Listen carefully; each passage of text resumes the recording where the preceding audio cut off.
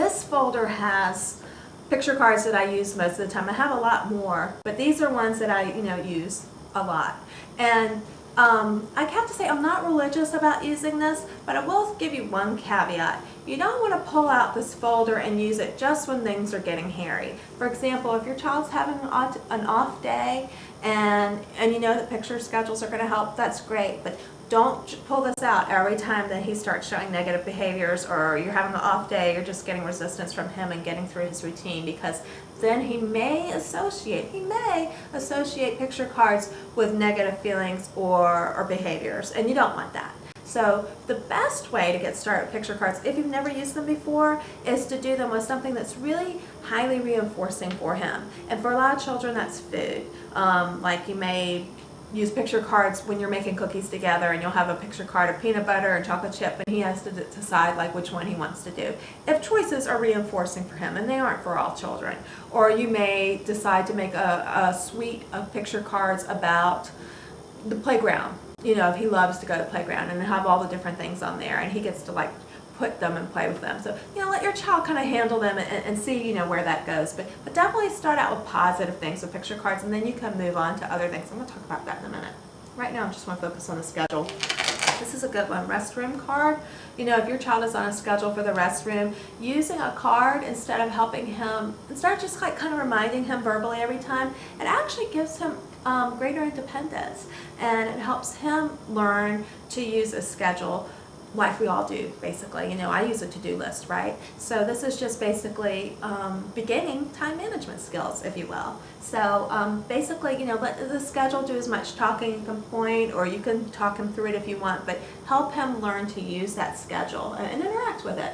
So this one, this is a good one. This is no school today. You have a teacher planning day, and they find that so hard to understand sometimes, that it's Monday, why am I not going to school? And it's because there's no school today. Sometimes they accept it better from a card than from a verbal explanation.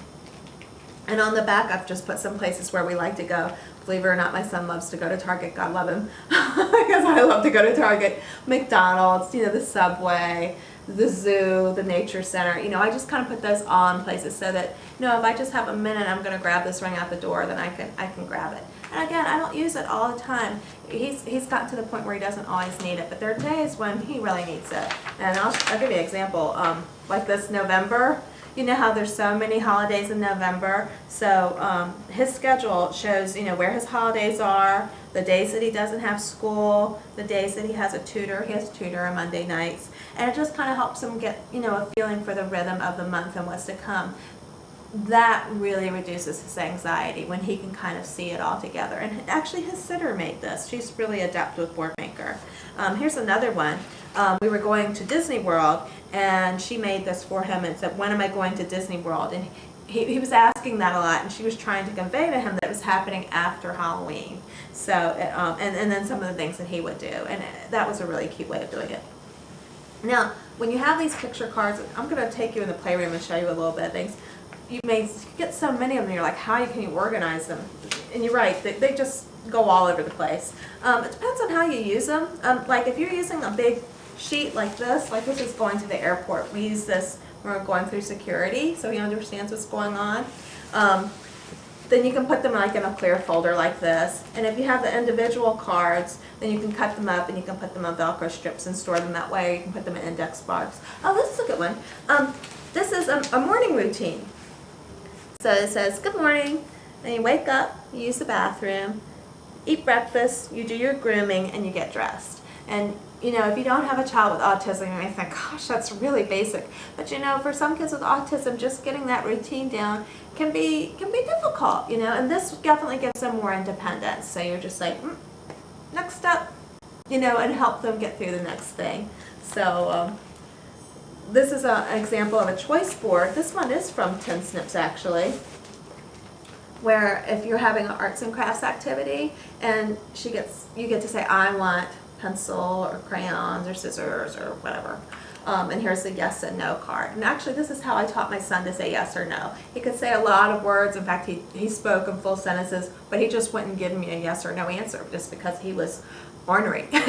So we taught him how to say yes or no with this, and also with sign language.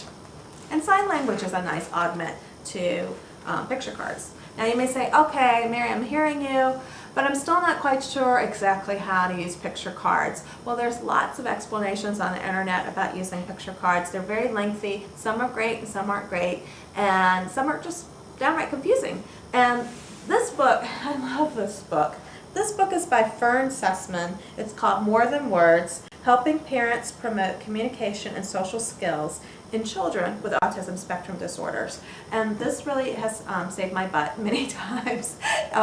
If your child has just been diagnosed, I highly recommend that you spend $55 and get this book. You can order this from Super Duper Publications, and the reason why I mention that is not because I'm paid by Super Duper, but because Super Duper will ship this to you free, and they are very fast. I tried to order this actually from the publisher itself, and I couldn't get it in Canada, and I tried to order this from Amazon, and I waited for months and months, and finally I figured out that if I got it from Super Duper, I would get it that week. And that's why, you know, I talk about Super Duper again, not because I'm being paid, but because they really are great about, you know, shipping. So this book not only tells you about how to use picture cards, but tells you all kinds of ways of interacting with your children with autism, and it's illustrated, which again for me is very important, and it gives you really concrete examples. And it has, for me, some of the best explanations of how to use picture cards at home in everyday settings, because a lot of the explanations that you might find in the internet are geared toward teachers, which is great, you still understand it, but you're like, oh, okay, I'm gonna like get through lunch, you know, I need to get them to grandma's house or my sitters, and these are the kinds of examples that you'll find in this book. It's a lovely, engaging book that shows a lot of respect and fondness for children with autism, so I love it.